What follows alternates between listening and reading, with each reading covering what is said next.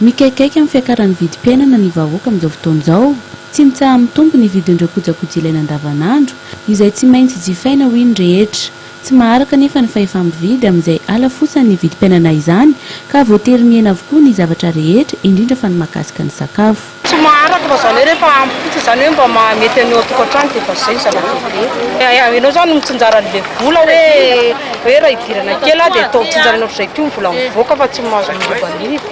Sarotra be moa fiainana.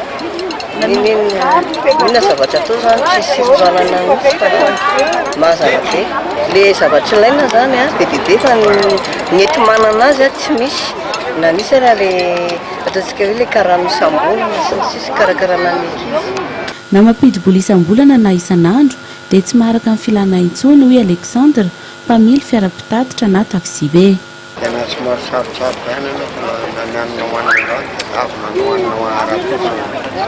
Ohatran'izay foana zany ilay fiainana. Gazety ty sa teny? Nanana hoanina androany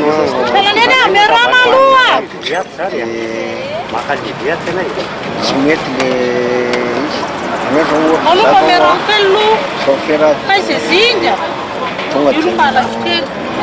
mahazo hoe ray alina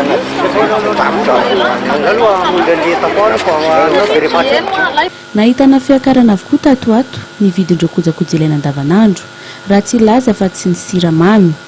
Niakatra ihany koa ny vidin'ny vary tamin'ny herinandro iny izay niakatra 50 ariary isaky ny kilao.